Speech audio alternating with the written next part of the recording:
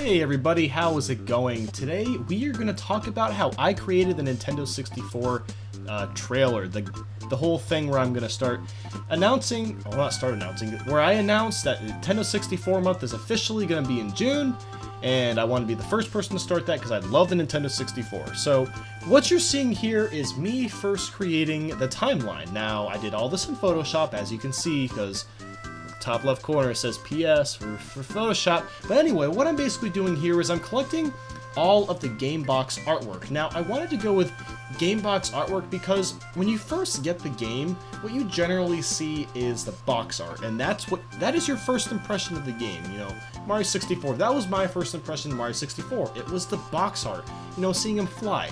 That was a fantastic impression. It made me super hyped to play that game when I was younger. So basically all that I'm adding here is I'm adding all the lines in the timeline, and I'm adding all of the box art. And what I'm going to do is get rid of that white in the background, make it transparent, and save it as a PNG file.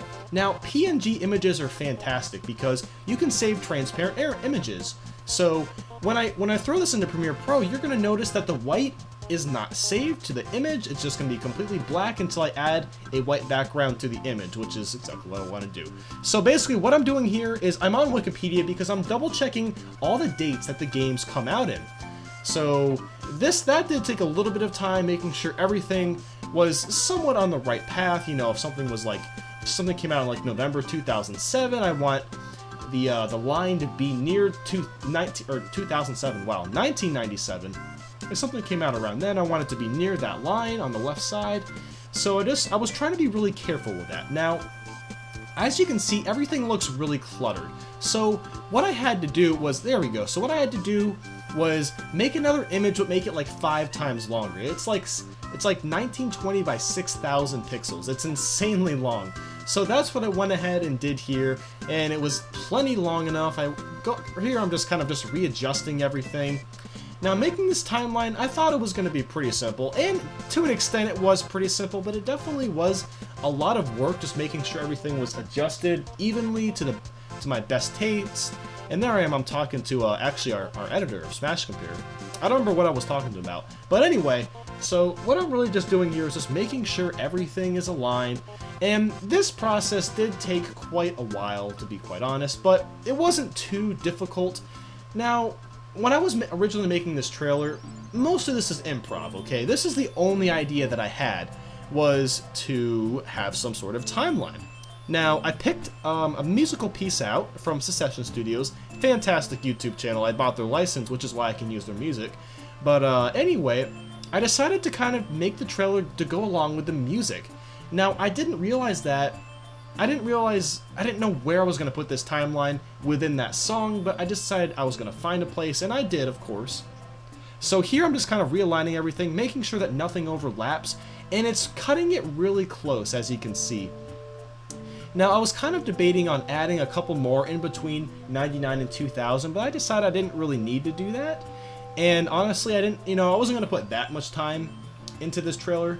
But yeah, but anyway, as you can see, I just finished it, saved it as a PNG, and now we are moving into Premiere Pro. And as you can see, everything's black in the background because it's transparent. So I grab a white picture real quick, throw that in the background. It's exactly what we wanted. Now, there we go. So I just added the music, and here's the beginning part. Now, the reason I added the N64 and then the N64 kid was the idea was to start from, you know, an image you can't really see to get a lot bigger. And I do that because when images get bigger and closer, things are generally more personal. So I wanted you to see the N64 go from smaller to bigger, and then when it gets big enough so you can really see details, then you see that Nintendo 64 kid. And for those that got an N64 for Christmas in the 90s, I'm sure a lot of you had very similar reactions. You know, oh my god, I got an N64 for Christmas, that's amazing. So anyway, here I'm just kind of timing out when I want the timeline to come in and out of frame, resizing it, and then of course I have to keyframe exactly when it's going to go from left to right. Keyframing was super easy, so here I'm just kind of double checking to see how it all looks. And the only thing that I didn't like about this trailer that I wish I could have had some time fixing was somehow speeding up this timeline. But again, I was going with the music, that was the whole idea. So Really, I mean, I'm not too upset with it. I do wish I could have made it a bit faster, but again, I do add gameplay. So what I'd actually done was I had cut out my recording to grab a bunch of gameplay. So I didn't want to watch you guys just watching me record gameplay. That would have been boring to watch. But yeah, so what I'm doing now is keyframing the gameplay with the box art. Now, again, this wasn't too difficult, but excuse me. This was very time-consuming to do, making sure that all the timing was perfect and everything was perfectly synced. It's very easy to mess up keyframing if you don't know what you're doing, but I've had a lot of experience with keyframing in Premiere Pro, so it wasn't too difficult. Now, one thing that was a problem with this project is that my computer really started to slow down. It started to get loud. Like, you can probably hear my computer in the background. So what I need to do is start updating parts in my computer. It's going to be expensive to get, you know, a new graphics processing unit, GPU. I need to get another SSD drive to replace my hard drive, and I need to get a new video card. I need to just upgrade a lot of stuff because this computer's data is getting a bit old. So basically, this is what I do for the rest of the video. I don't show the last few sections of me just adding the words at the end. That's kind of just a basic thing.